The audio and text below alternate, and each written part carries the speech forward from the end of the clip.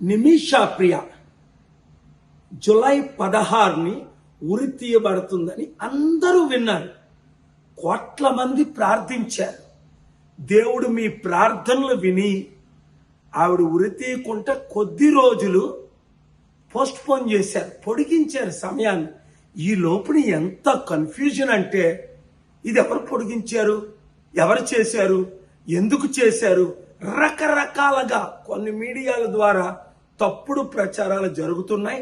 ముఖ్యంగా ఇంగ్లీష్లో వచ్చిన మీడియాని చూసి ఎవరైతే చంపబడ్డారో ఆ మహదీ బ్రదర్ ఇప్పుడు మాకు 10 కోట్లు కాదు 100 కోట్లు ఇచ్చినా మేము తీసుకోము, నిమిషా ప్రియను ఉరే తీయాలి అని ఆయన మెసేజ్ బయటకు వచ్చింది. చాలా విచారం. ఆ ముస్లిం లీడర్ కేరళ అయిన అబూబకర్ అట గ్రాండ్ ముఫ్తీ, ఆయన ప్రామిస్ చేశారు, ట్వీట్లు చేస్తున్నారు. మోదీ గవర్నమెంట్ జూలై 14ని మేము ఏమీ చేయలేమని చేతులేస్తారు సుప్రీంకోర్టులో.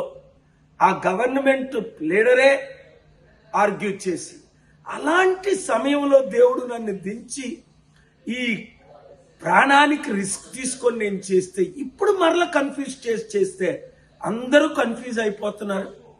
లేదా నేనే చెయ్యాలి అంటే ఒక్క tweet, 1 word, we support doctor KA Paul's mission అంటే, అప్పుడు నా సోర్సెస్ అన్ని ఎవరైతే ఒప్పుకున్నారో, ఎవరి ద్వారా అయితే ఉరి తీయకుండా ఒక 7 రోజుల సమయం పోస్ట్ పోన్ చేయించామో గడువు తీసుకొని, మరలా నేను ఇన్వాల్వ్ అవి నిమిషా ప్రియను విడుదల చేసి ఇండియా తీసుకొచ్చి మీకు అప్పచెప్తాను.